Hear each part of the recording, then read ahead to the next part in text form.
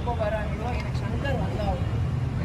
அடுத்தது எனக்கு ஆர்டிஸ்ட் வந்தாங்க, அமௌண்ட்டும் வந்தாங்க. 3 வரணும். நான் 1 வருஷம் வெயிட் பண்ணேன். 1 வருஷம் யார்ட்டுமே சொல்லாமல் வாயை போட்டு எல்லாத்தையும் கண்ட்ரோல் பண்ணிட்டேன். ஆனால் இதுக்கு மேலே என்னால் முடியல. உண்மை அதான்.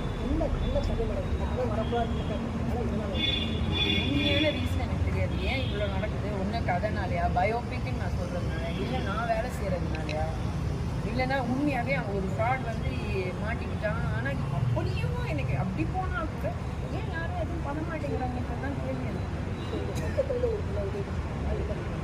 சரி, நான் வந்து ஃபஸ்ட்டு நான் கம்ப்ளைண்ட் கொடுக்கும்போது இன்னும் மூவ் பண்ணாங்க. சாமிநாதன் சார் எல்லாத்தையும் பேசி எல்லாம். ஆனால் ஒரு ஸ்டேஜுக்கு மேலே அந்த பஞ்சாயத்தே வேற ஒரு ஆஃபீஸ்க்கு மாறுது. அந்த ஆஃபீஸ்க்கு மாறும்போது கதையே மாறும். அதெல்லாம் இப்போ வேண்டாம், அது அடுத்த ஸ்டெப்பாக பேசலாம். சத்தியமாக தெரியாது. எதுவுமே தெரியாதனால தான் இப்படி வந்து உட்காந்துட்டு உங்கள்கிட்ட எல்லாம் கை கொண்டு எனக்கு ஹெல்ப் பண்ணுங்கன்னு கேட்குறேன். ஏன்னா உண்மையாகவே எனக்கு தெரியல. கடந்த காலங்களில் நீங்க பண்ண சில விஷயங்கள் இது ஃபாலோ பண்றாங்க, இது பண்றாங்க. 100% 10 வருஷமா என்ன வந்து இந்த ஃபீல்டுக்கு வர விடாம நல்லா யோசிச்சு பாருங்க. 10 வருஷத்துல எனக்கு என்ன ரீசன்? ஒரு பஞ்சாயத்து நடந்ததா, அதுக்கப்புறம் ஒரு மினி பஞ்சாயத்து மாதிரி, அதுக்கப்புறம் ஒரு ஃபாலோ அப் பஞ்சாயத்து நடந்ததா, அதுக்கப்புறம் எனக்கு வேலை கிடையாது. ஒரு படம் பண்ண முடியும். இப்போ நான் ஒரு ஸ்டெப் எடுத்து வேலை செய்யறேன்னா அது எப்படி நீ செஞ்சிருவேன்? அப்படி கூட இருக்கலாம்ல. எனக்கு தெரியாது. இப்பவும் சொல்றேன், தெரியாது.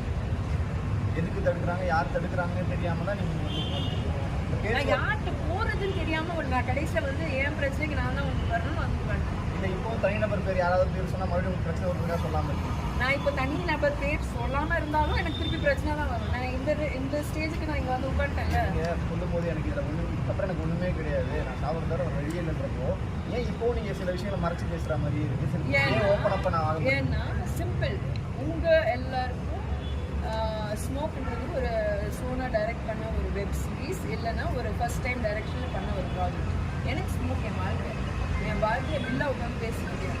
அந்த தில்லா உட்காந்து பேசுறதுக்கு எனக்கு ஒன்று எப்படி சொல்ல, தில்லோட அவ்வளோ வழி இருக்குது. அது எல்லாத்தையும் பரவாயில்லன்னு சொல்லி நான் பண்ணும்போது எனக்கு ஒரு ரீசன் இருக்கும்ல, பர்சனல் ரீசன். ஸோ எனக்கு இது ப்ராஜெக்ட் மட்டும் இல்லை, இது என்னுடைய வாழ்க்கை.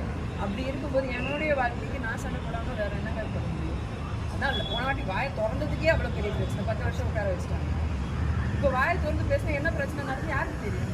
அதுதான் சொல்லி ஒரு எக்ஸ்ட்ரீமில் இருக்கீங்க. இப்போ நீங்கள் மறைக்கவும் கேட்குறாங்க. டைம் கொடுக்கலாம், கொஞ்சம் வெயிட் பண்ணி பார்க்கலாம். இன்னைக்கு தானே வந்து உட்காந்துருக்கேன். நான் இப்போ விடுற ஐடியா இல்லை. எப்படின்னா இது இன்னும் 10 நாள் போனாலும் ஓகே.